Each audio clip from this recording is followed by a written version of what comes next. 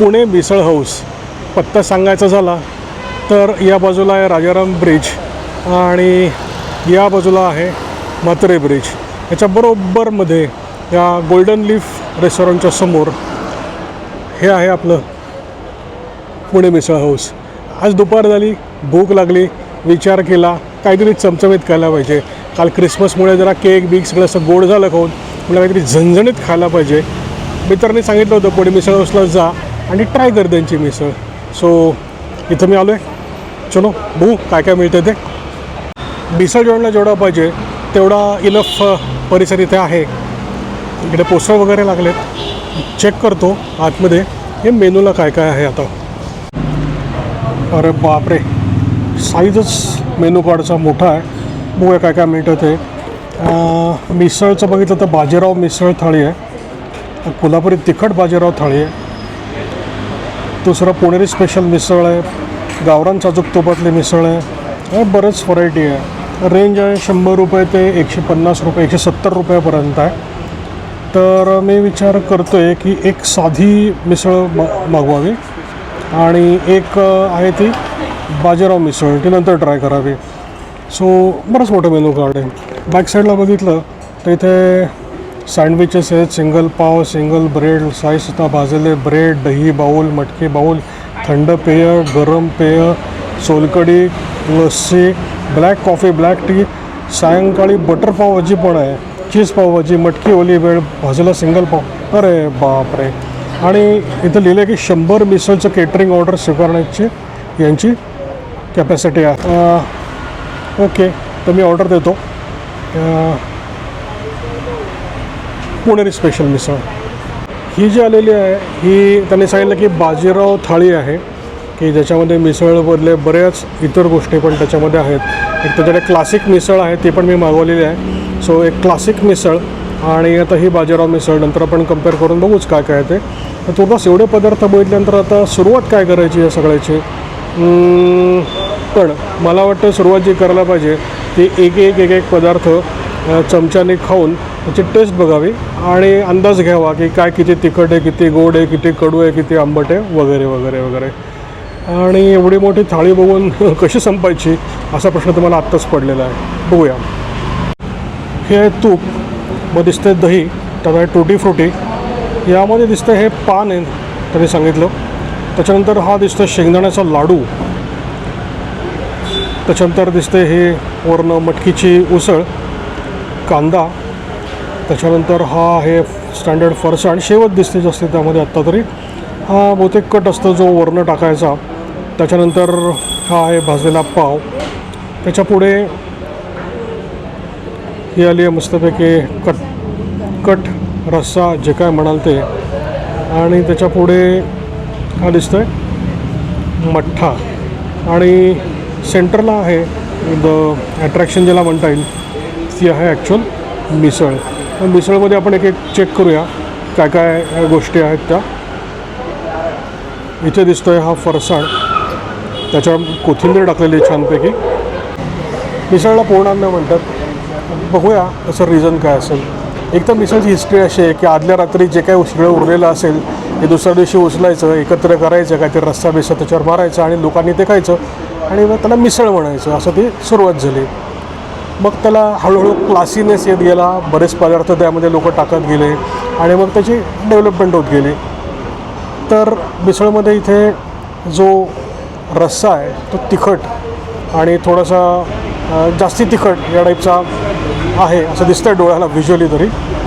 त्याच्यानंतर क्रंच सगळ्यात महत्त्वाची गोष्ट आपल्या खाण्यामध्ये, तर तो क्रंच मेंटेन केला आहे. एक तर कांदा आहे, कडक कांदा, आणि दुसरा जो फरसाण आहे त्याला एक सॉलिड क्रंच आहे.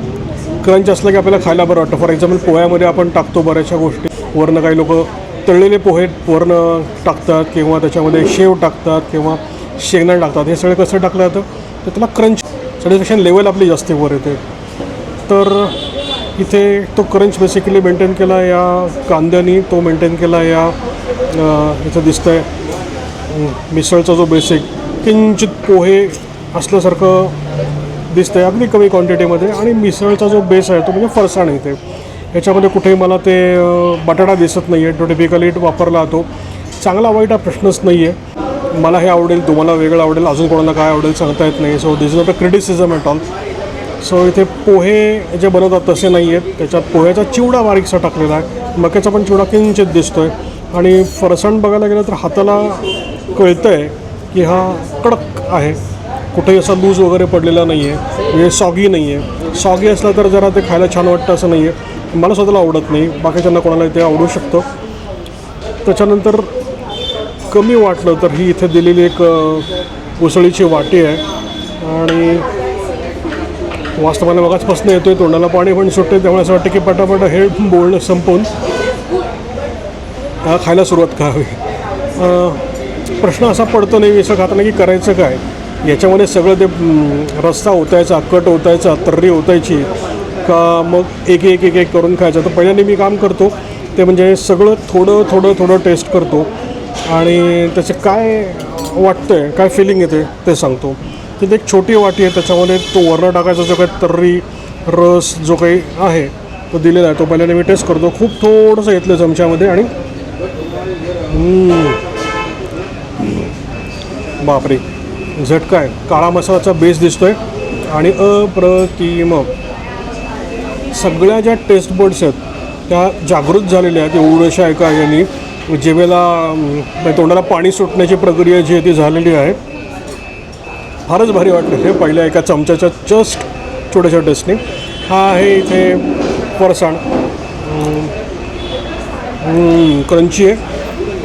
अजून थोडा खाऊन बघतो.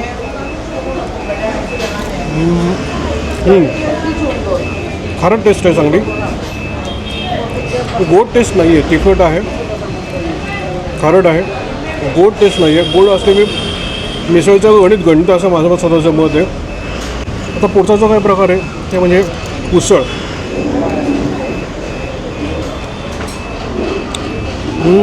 ॲप्रोप्रिएट म्हणजे खूप शिजलेली असते तशी नाही आहे, एकदम कच्ची असते तशी नाही आहे. ॲप्रोप्रिएट मिसळीला जेवढी लागते शिजलेली तेवढी शिजलेली मिसळ आहे, मिसळ आहे, उसळ आहे. तर नक्की आवडेल. आता मी माझं बोलणं थोडंसं कमी करतो आणि एवढा छान समोर जे काय दिसतं आहे ताट त्याचा फडशा पाडतो. त्याच्यानंतर पुढे काय वाटतं ते खाल्ल्यानंतर लगेच सांगतो. थांबा, वाट बघा. ही जी आहे ती मिसळची थाळी आहे, पण म्हणजे इथं आल्यावर थाळीच घेतलं पाहिजे असं नाही आहे. त्याने आम्हाला सांगितलं की काय थाळीच घेतली पाहिजे नाही. एक क्लासिक मिसळ जी आपली पुण्यात ट्रॅडिशनल मिळते, म्हणजे पुण्यात ट्रॅडिशनल म्हणायचं, नाशिकला ट्रॅडिशनल म्हणायचं, कोल्हापूरला ट्रॅडिशनल म्हणायचं किंवा कुठलेही ट्रॅडिशनल म्हणायचं. तो एक मोठा प्रश्नच आहे की ट्रॅडिशनल कुठून स्टार्ट झाली, नक्की कोणी स्टार्ट केली. असं म्हणतात की पुण्यामध्ये जे वैद्य उपहारगृह आहे 113-114 वर्ष जुनं, त्या लोकांनी पहिल्यांनी स्टार्ट केली. ती ग्रीन बेस असलेली आणि त्यानंतर त्याचा चेंजेस होत होत होत सगळ्या ठिकाणी सगळ्या गावामध्ये त्याचा प्रसार होत गेला. आणि आता असं कळलं की इथे हे जे काही मिसळकर्ते आहेत म्हणजे ज्यांनी ही मिसळ चालू केली, आबा काळे त्यांचं नाव आहे, तर त्यांनी हे चालू करण्याच्या आधी 100 ठिकाणी जाऊन मिसळ टेस्ट केली, ते काय असं त्याचा अभ्यास केला आणि त्यानंतर त्यांनी डेव्हलप केलं की आपली मिसळ कशी असली पाहिजे. आणि मग त्यानंतर त्यांनी 5.5-6 वर्षापूर्वी या इथे म्हातारा ब्रिजच्या जवळ या आउटलेटमध्ये ही मिसळ चालू केली. टेस्ट आता मी बघणार आहे त्याची कशी आहे ती, अजून मी टेस्ट बघितलेली नाही आहे. पण हिस्टॉरिकल चांगली गोष्ट आहे की कुठलाही बिझनेस चालू करायच्या आधी त्याचा एक मार्केट सर्वे केला पाहिजे. नॉट अबाउट ओनली मार्केटिंग, पण प्रॉडक्ट काय आपलं असलं पाहिजे याबाबत. तर त्यांनी ती एक चांगली काळजी घेतलेली आहे की प्रॉपर स्टडी केला मिसळ कशी पाहिजे आणि मग त्यानंतर ती मिसळ त्यांनी ती जमवलेली आहे. आता जो ते थोडंसं जे काही खाल्लं एक चमचाभर, त्याने माझ्या जिभेला अजूनही म्हणजे लाळग्रंथी ज्याला म्हणतो ते ॲक्टिव्ह आहेत, भयानक ॲक्टिव्ह आहेत. तोंडाला पाणी कंटिन्युअस येतं आहे. मी खाणार आहे, मी पेशन्स टेस्ट करतो आहे माझे की मी अजून किती वेळ थांबू शकतो याच्यामध्ये. दुसरी गोष्ट यात मध्ये बघायला गेलं तर प्रोटीन्सचा विचार केला तर ही जे काही वाटी दिसते याच्यामध्ये जी उसळ आहे याला आपण बी ग्रेड किंवा क्लास 2 प्रोटीन म्हणूया ते आहे. नंतर हे जे फरसाण आहे त्याला म्हणता येणार नाही प्रोटीन, पण ठीक आहे चला प्रोटीनसारखंच काहीतरी त्याला आपण म्हणूया. त्यानंतर हे जे ताक दिलं त्यांनी, सो हे ताक व्हिटॅमिन सी म्हणून आपण कन्सिडर करू. तसंच लिंबू पण दिलं आहे, लिंबू व्हिटॅमिन सी म्हणून कन्सिडर करूया. त्याच्यानंतर एक कांदा दिला आहे ते फायबर म्हणून कन्सिडर करूया. हे दह्याची एक इथे वाटी आहे, ही पण व्हिटॅमिन सी म्हणून आपण कन्सिडर करू शकतो. गोड चव पाहिजे, म्हणजे आंबट खारट तुरट सगळ्या चवींच्या बरोबर हे गोड चव म्हणून त्यांनी एक शेंगाचा लाडू दिलेला आहे. आणि आता मला त्यांनी सांगितलं की हा लाडू जो आहे त्याचा जो गूळ आहे तो त्यांच्याच कुठेतरी मॅन्युफॅक्चरिंग युनिटमध्ये बनतो आणि त्याचा हे लाडू करून ते इथे देतात. सो फॅट्स म्हणून ही शुद्ध देशी तुपाच्या वाटी दिलेली आहे. मला स्वतः तूप आवडत नाही, वासच आवडत नाही मला त्याचा, पण ही तुपाची वाटी त्यांनी दिलेली, ज्यांना देशी तूप आवडतं त्यांच्यासाठी ही गोष्ट इथे अवेलेबल आहे. आणि त्याच्यानंतर कार्ब्स म्हणून जे काही लागेल तसं आपल्याला पोट भरणार का महाराष्ट्रीयन माणसांना वाटत नाही, तो म्हणजे पाव. तो पाव दिलेला आहे. सो ओव्हरऑल असं बघायला तर एक मिसळे पूर्ण अन्न असं म्हणता येईल. ही थाळी तरी ॲटलीस्ट अशी म्हणता येईल की हे पूर्ण अन्न आहे. हे तर जास्ती विश्लेषण करत बसण्यापेक्षा डायरेक्टली खातो आणि जे काय वाटतंय ते याच्यानंतर नक्कीच सांगतो. Hold on. आता खाताना घ्यायची काळजी म्हणजे मी सगळं काही ते रस्सा एकदम मिक्स करणार नाही आहे. ही जी काही तर्री आहे ही मस्त वास एकदम भन्नाट येतो आहे. तर ही तर्री हळूहळू एका साईडला ओतणार, म्हणजे सॉगी होणार नाही त्याची काळजी मी घेणार. त्याच्यामध्ये थोडंसं कांदा टाकणार, त्याच्यामध्ये थोडंसं अजून उसळ टाकणार आणि हा लिंबाची आता मला गरज वाटत नाही आहे. हा पाव उचलणार आणि आता हे तुम्हाला दिसणं शक्य नाही कारण मी एका वेळेला बोलणं आणि एका वेळेला हे करणं, एकटा माणूस सगळं कसं काय करू शकणार. सो बेअर विथ मी.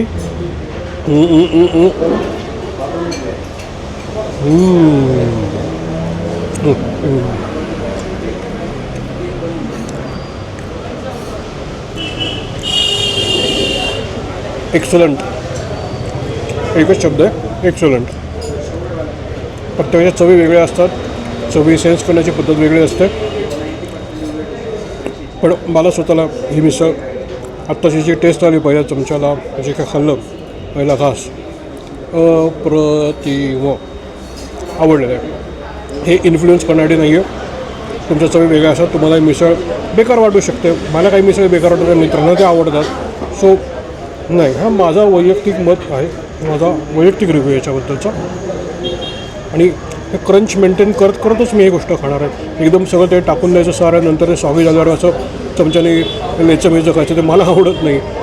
आणि मिसळ घ्यायचा जर क्लास करायचा असेल तर मला असं वाटतं की हाच तो क्लास आहे आत्ता की मिसळ कशा खायला पाहिजे आणि मिसळमध्ये काय असतं. तुम्ही याला मिसळ ॲप्रिसिएशन क्लास म्हणा हवं तर. खूप छान. मी आता पुढे अजून टेस्ट करतो गोष्टी सगळ्या. आणि मग अशी बोलताना मी चुकलो. मी म्हणलं होतं की ते व्हिटॅमिन सी, ताक आणि दही, त्याला मी प्रोबायोटिक असं म्हणतो की ताक आणि दही प्रोबायोटिक तरी दिलेलं आहे त्याच्यामध्ये. आणि तो थोडासा प्रोटीनचा पार्ट आहे. दही आपण मिक्स केलं, दही म्हणजे ए ग्रेड प्रोटीन झालं. ए ग्रेड प्रोटीन आपण मिक्स केलं या बी ग्रेड प्रोटीनमध्ये म्हणजे बाकीच्या गोष्टींमध्ये, तर ते जास्ती चांगलं असं म्हटलं होतं. जास्ती प्रोटीन आणि विटॅमिन्स आणि याच्यात न पडता आता मी माझं खाण्याचं जे कार्य आहे ते या ठिकाणचं चालू करतो आणि मध्ये मध्ये काही वाटत नक्कीच परत बोलतो. हां, तर तिखटाबद्दल तर तिखट हे हळूहळू मिसळीतलं चढत जातं. म्हणजे पहिले 2-4 घास अरे वा छान आहे आणि मग हळूहळू ते तिखट जाणवायला लागतं. प्रत्येक घासाबरोबर ते आणखीन जाणवतं आणि असं वाटतं की अजून खायला पाहिजे. ॲडिक्टिव्ह वाटतं खायला.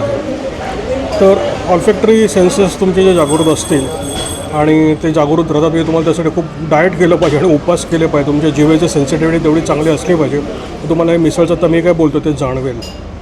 मिसळ जर खायची असेल तर शक्यतो आपण ती खाण्याआधी एक 12-14 तास काही खायचं नाही. जीभ आपली अशी क्लीन पाहिजे की प्रत्येक टेस्ट, प्रत्येक बीट आपल्याला त्याची चव कळली पाहिजे. आणि चवीसाठी जगणारी माणसं आपण सगळी, सो ते तर केलंच पाहिजे. मिसळ पहिल्यांदी जिभेच्या टिपवरती तुम्हाला तिखट लागायला लागते. मला आता ते लागते. हळूहळू ती अशी घशात जाऊन शेवटी इथे जे पॉईंट्स आहेत ना घशाच्या अगदी बॉटमला, तिथे जेव्हा ते जळजळ व्हायला लागेल तेव्हा ती मिसळ तुम्हाला खरी त्याची चव कळली असं म्हणता येईल. म्हणजे तुमच्या डोळ्यातनं पाणी यायला पाहिजे, नाकातनं धूर यायला पाहिजे. असं काही नेसेसरी नाही आहे. असं होतंच असं नाही प्रत्येक मिसळ खाल्ल्यानंतर, पण बऱ्याच अंश असं घडतं. ही मिसळ काही तशातली नाही आहे की रावण पिठलं वगैरे असतं जे खाल्ल्यानंतर तुम्ही रडताच. हे त्यातलं काही असला प्रकार नाही आहे. खूप सोबर, चांगली, व्यवस्थित चविष्ट, म्हणजे तिखट म्हणजे चविष्ट नाही होत. बरेच पदार्थांच्या टेस्ट याच्यामध्ये आहेत ज्या वेगळ्या वेगळ्या आहेत. खारट आहे, आंबट आहे, रस्सा, एक काळा मसाल्याची एक प्रॉपर टेस्ट आहे त्यामध्ये. आणि त्या सगळ्या चवी तुम्हाला सेन्स करायच्या असतील तर परत सांगतो की एक 12 तासाठी काही खायचं नाही. जीभ तुमची क्लीन पाहिजे, चहाबिया पण नाही प्यायचा. मग याच्याकडे मिसळ खायला बसायचं. सगळ्या पदार्थांची बारीक बारीक बारीक चवी तुम्हाला याच्यामधल्या टेस्ट करता येते. चला, मी मध्ये माझं ज्ञान देतो आहे. परत एकदा मी रिझ्यूम करतो खायला आणि बघू. तर थोडंसं डोळ्यातनं पाण्यासारखं दिसलं असेल, पण ते मी खाताना जरा घाई केली, ठसका लागला. कोणतरी आठवण काढली असावी माझी, असं मी आपलं एक मानसिक समाधान करून घेतलं. पण छानच मिसळ छान आहे. आता मिसळ इथे थोडीशी तिखट लागायला लागलेली आहे. थोड्या वेळाने अन्न नली किंवा आपण म्हणजे तिथे पण जाणवायला हरकत नाही की मिसळ चांगलीच टेस्टी येते, तिथपर्यंतच ठीक आहे. दुसरं, मिसळचा दर्दी. तर दर्दी या शब्दाचा अर्थ बऱ्याच लोकांना म्हणजे माहीत नसतो. दर्दी म्हणजे दर्द झाला तरी ती गोष्ट मला पाहिजे. गझलचा दर्दी म्हणजे गझल ऐकताना मला त्रास होतो तरी पण मला ती गझल ऐकायची, तो गझलचा दर्दी. मुकेशची गाणी ऐकताना मला दर्द होतो तरी मला ते ऐकायचे, ते म्हणजे मुकेशचा गाण्यांचा तो फॅन, त्या दर्दी आपण म्हणतो. तसंच मिसळचा दर्दी, जे मिसळ खाताना त्रास होतो हे माहिती आहे, त्रास होणार हे माहिती आहे, आधीच ॲक्सेप्ट केले की हा त्रास होणार आहे आपल्याला, आणि तरी मी ती मिसळ खाणार आणि तरी तो त्रास करून घेणार आणि त्यात माझा आनंद मला सापडणार. तर असे बरेचसे पुण्यामध्ये मिसळचे दर्दी आहेत. नाशिकला बरेचसे आहेत, कोल्हापूरला आहेत. इथे रस्त्यामध्ये जे खेडेगावाच्या मध्ये पसरलेले आउटलेट्स आहेत तिथेही खूप ठिकाणी असे मिसळचे दर्दी आहेत. वर्षानुवर्षे मिसळ खाणारे माणसं आहेत. एकाच ठिकाणी मिसळ वर्षानुवर्षे खाणारी माणसं आहेत. मी सगळे बघितले ही, आणि त्या सगळ्या दर्दींना आपल्याकडनं आज एकदम भारी सलाम. हां, चला मी कंटिन्यू करतो. आणि जरा 200 एकूण झाल्यानंतर हा जो काही यांनी मठ्ठा सारखा दिसणारे ताक आहे, मठ्ठा नाही, वरनं फोडणी मारलेली आहे असं वाटत नाही याच्यावरती. याच्यावर छान कोथिंबीर तरंगते आणि गार पण आहे, त्यामुळे हे अतिशय छान वाटणार आहे मला पिताना. मी पिऊन बघतो. हे झाला जो दाह आहे घशामध्ये, जिभेवरती, अन्ननलिकेमध्ये, तो शांत करण्यासाठी हे अतिशय चांगलं सोल्युशन आहे. नॉर्मली आपल्याकडे दही किंवा हे ताक वगैरे येण्याची पद्धत आहेच मिसळबरोबर. एकदा ते कॉम्पन्सेट करायला, तुमची ॲसिडिटी एकदम वाढते, ते ऑफसेट करायला म्हणून हे ताक बरंच कमी येईल असं वाटतं. चला मी कंटिन्यू करतो. मिसळ अजून काही संपलेली नाही आहे, मध्ये मी अपडेट पण देत राहतो तशाच.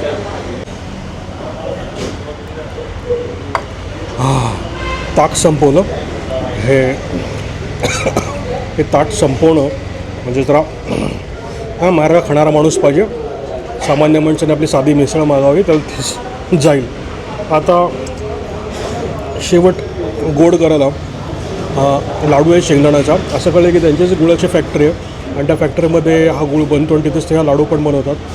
तर मी आता खूप गुळ खाल्ले आहेत, ऑर्गॅनिक इनऑर्गॅनिक करताना बघितलेले आहेत गुळ कसे करतात वगैरे. चिक्की पण भरपूर खाल्लेली आहे. त्याच्याशी कम्पेअर करताना हा कसा लागतो ते एक बघतो.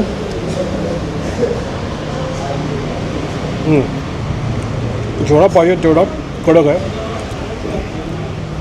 आणि हा जो गुळ आहे हा टाळूला चिकटत नाही आहे. सगळ्यात महत्त्वाची गोष्ट ती असते की दातांमध्ये पण जाऊन बसत नाही आहे. सो प्रॉपर गुळ जसं लागायला पाहिजे तसा गुळ आहे आणि शेंगदाणे पण अगदी फ्रेश आहेत यामध्ये. आणि शेंगदाण्याची जे काही वेगळी चव लागते, सोलापूर साईडची शेंगदाण्याची चव लागते, तशा शेंगदाण्याची चव लागते. तर मी आता हा लाडू गट्टम करतो.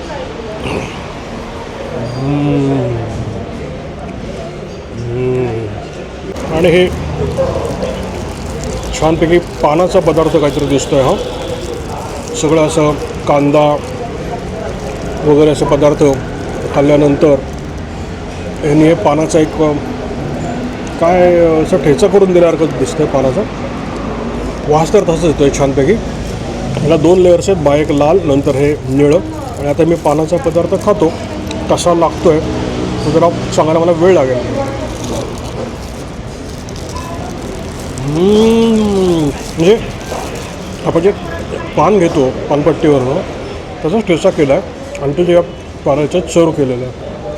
एकदम रिफ्रेशिंग आहे, घशाला अतिशय छान वाटते. ओव्हरऑल तोंडामध्ये परत चव बदललेली आहे. मी सगळ्यात सुरुवातीला खाताना जे चमचा खाल्लं त्यानंतर जे लाळ ग्रंथी फ्लो सुरू झाला, हे डायजेशन नक्की चांगलं होणार. त्यानंतर व्हेरियस चव आहे, तिखट गोड आंबट तुरट, दह्याची खास चव, त्यानंतर ते ताक अप्रतिम आणि लाडू तोही मला छान लागला. आणि फायनली हे पान अतिशय छान आहे. माझ्या काहीतरी वेगळा फॉर्म्युला असणार या लोकांचा, कारण नॉर्मली असं पान कुठे मिळत नाही. तुम्ही नक्की कॉमेंट करा खाली तुम्ही जर या टाईपचं पान खाल्लं असेल तर. आणि तुम्ही ही मिसळ खायला आलात तर या व्हिडिओच्या खाली नक्की कॉमेंट करा की तुम्हाला कशी वाटली, तुम्हाला ही आवडली नाही आवडली, जी असेल ते. मला आवडेल तुम्हाला आवडेल पाहिजे असं काही का नाही. सो जे काय तुमचं प्रांजळ मत असेल ते या व्हिडिओच्या खाली कॉमेंटमध्ये द्या. आणि एवढं करून मी माझा आत्ताचा मिसळचा प्रवास आजचा पहिला संपवतो. मला असं वाटतं का व्हिडिओ करून असं वाटतं की चला अजून 2-4 तरी केले पाहिजेत मिसळचे रिव्ह्यूज. बघूया कसं जमतं ते. पण एक आठवड्यात एखादा तरी मी नक्की काहीतरी खाद्यपदार्थाचा रिव्ह्यू टाकण्याचा विचार करतो. तर मला तुम्हाला वाटत असेल की मी असं करावं तर नक्की खाली परत एकदा कॉमेंट करा. म्हणजे आपली पद्धत असं सांगायची, खाली कॉमेंट करा. तुम्ही करालच, सांगायची काही गरज नाही. चॅनल लाईक सबस्क्राईब तुमची इच्छा आहे पण तुम्ही करालच. I know. चलो बाय बाय, सी यू.